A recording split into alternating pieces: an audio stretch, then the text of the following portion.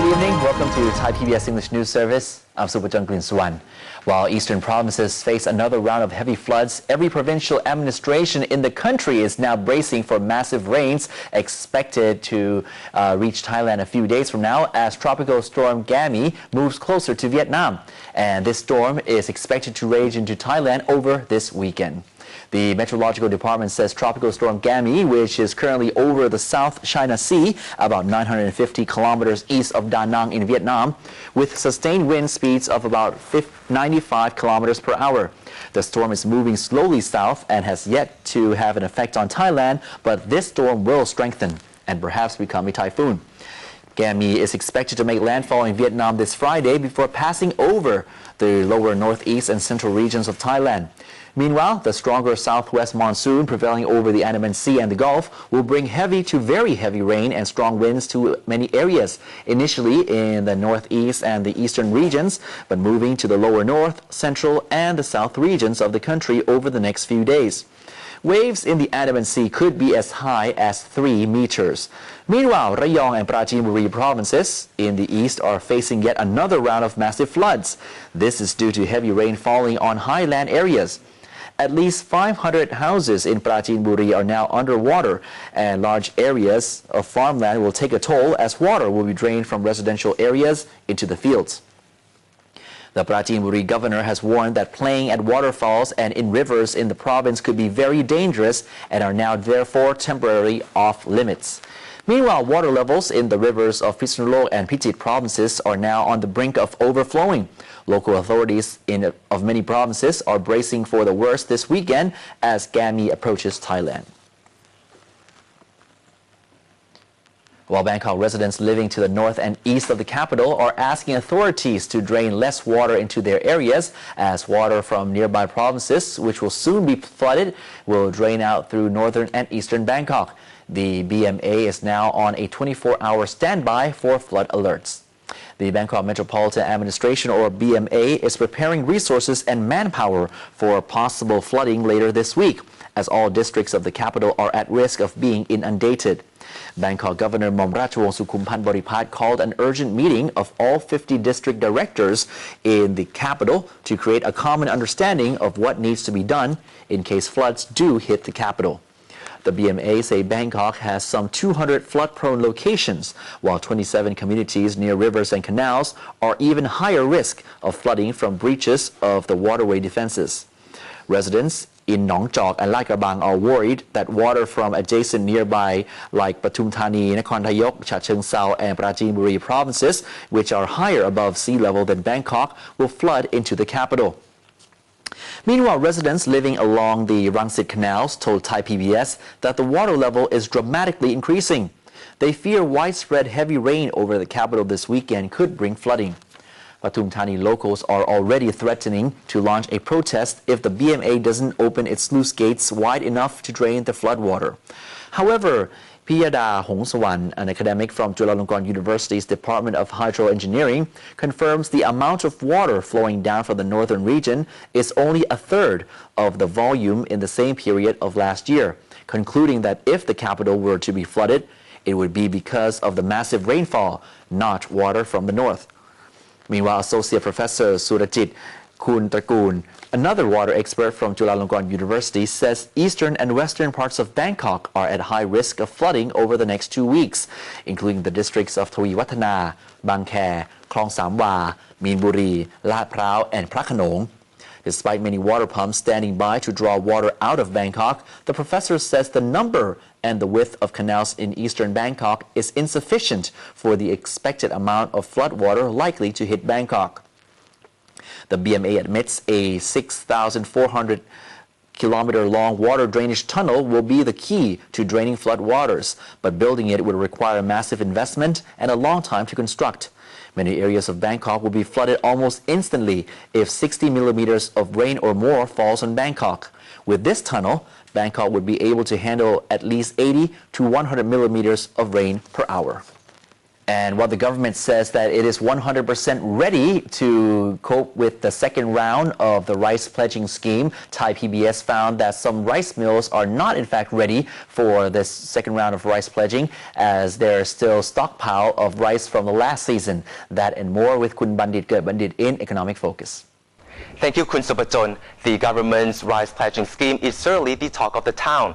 But before we address that topic, another hot issue at the moment is the ADB's forecast of the Thai economy.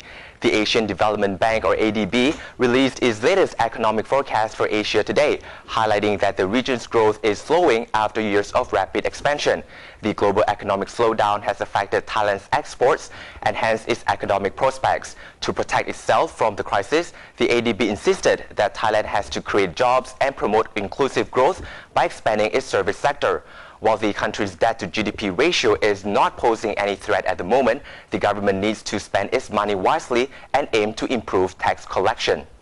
The Asian Development Bank, or ADB, has decreased its projection of Thailand's GDP growth for this year, adjusting it downward from 5.5% earlier in the year to 5.2%. The lowered figure can be partly attributed to a slowdown in the demand for Thai exports due to the global economic slowdown, including Asia's two economic giants, China and India, whose economic expansion forecast is expected to be reduced by 1.6 and 0.9 percentage points respectively year on year. In light of the troubling external environment, the ADB suggests that Asian countries like Thailand undergo an economic structural change through the development of the service sector, which among other things is a source of job creation and a center for inclusive growth. For a country like Thailand who would like to break through middle income trap, what we need to do, we need to create value added to the economies. And service sector is where value added is highest. That's why ADB thinks that service sector is the way to go. On the brighter side, the ADB said that Thailand's inflation rate will remain at the non-critical level of 3%. And confirmed that the country's debt-to-GDP ratio will not exceed 50% for the next 3 years, or considerably below the 60% disciplinary ceiling set by the Finance Ministry. The report also says that while incurring debt to support indispensable programs like the Water Management Initiative can be justified, other state policies such as the rice pledging scheme could be better managed so that taxpayers' money is being spent more efficiently. Two things that I would like to draw attention to public debt is that it's okay to create public debt if it's for investment in infrastructure, for example. And on the other hand, if the government would like to borrow, the government will have to make sure that revenue is coming in. So revenue management, revenue collection is something that they should pay attention to. The ADB economist insisted that the government has to pay attention to its tax revenue collection if it wants to borrow more for its projects, while the Director General of the Fiscal Policy Office, Somchai Satchapong, was quoted as saying that the government's tax revenues for the first 11 months of the 2012 fiscal year, or from September 2011 through August 2012, were almost 20 billion baht below target. This was mainly due to the government's reduction in corporate tax and suspension of the rise in the tax levy on diesel. Now on rice pledging, despite widespread criticism, the Pheu Thailand administration is pressing ahead with its signature policy of rice pledging, or guaranteeing to purchase all rice produced in Thailand at a predetermined price.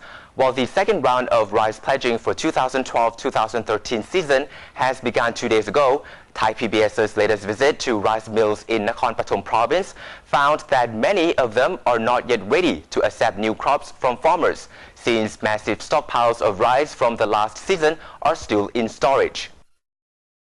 So-called second crop rice milled under the previous round of rice pledging remains in the warehouses of many mills across Nakhon Pathom province and cannot be moved to the still full central warehouses. Some mills are actually overloaded with rice waiting to be processed. Meanwhile, the Commerce Minister Bunsong Teriyapirom says that anti-corruption measures have been put into full force and that there are over 800 farmers who have participated in the scheme to date. He said that there is no problem with storing the rice, except for millers who did not operate in line with the state's order to mill rice.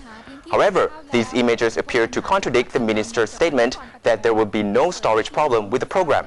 Many rice mill owners admitted that they even have to reject farmers who want to pledge their crop in the new round of rice pledging because there is simply not enough space for more rice. Apart from the lack of storage space capacity, ThaiPBS found that of the 33 mills in Nakhon Pathom province, only 3 mills are in service. The rest are waiting for state authorities to inspect them. As a result, these millers are unable to issue Bai Pratuan certificates, which the farmers use to get cash for rice pledging from the Bank for Agriculture and agricultural cooperatives.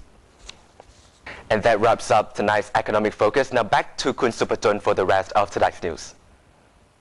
Thank you, Kun Bandit. The Defense Minister and the Army Commander were once again in the restive Deep South region to get first-hand information on the southern unrest, as well as to find solutions after insurgents threatened shops which open on Fridays, a sacred day in Islam. General Yudasak Sasiprapha, Deputy Prime Minister and Defense Minister, and General Prayut Chan-o-cha, the Army Commander, met with security officials in Narathiwat as insurgents have threatened to attack shops which open on Friday. In the Islamic faith, Fridays should be a holiday for prayers.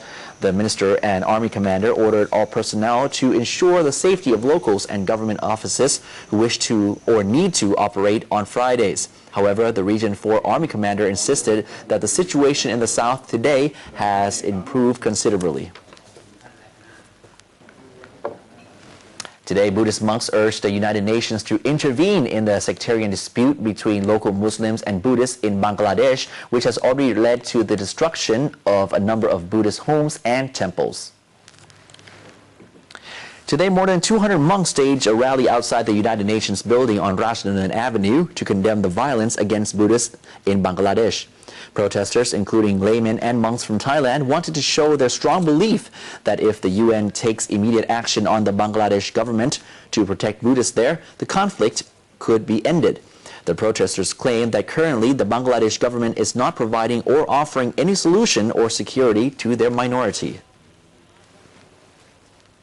Is not just trying to understand each other, because we can even not understand each other. It's not a problem.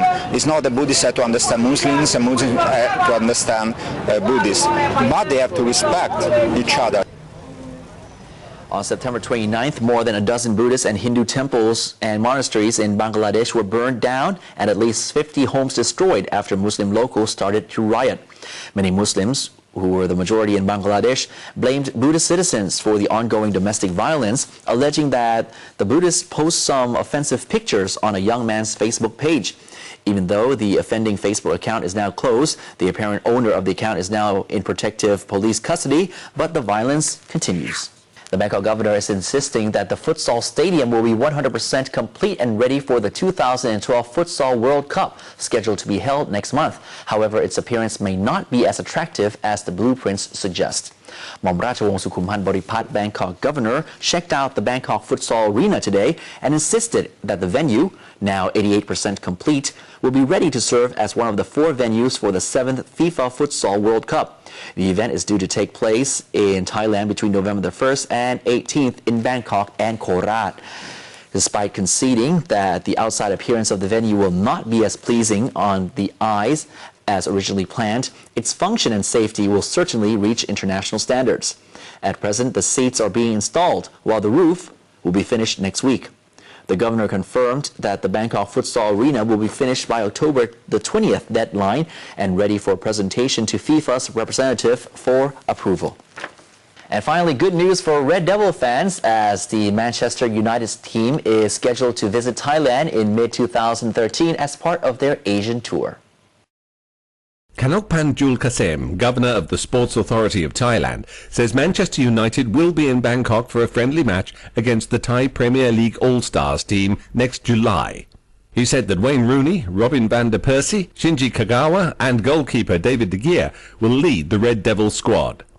The Sports Authority Governor says he can't yet confirm specific dates or details, but with Thai products already sponsoring and partnering with Man United, the friendly match is a sure thing, and if things go according to plan, no taxpayers' money will be needed to organise the match. Hugh Adams, ThaiPBS.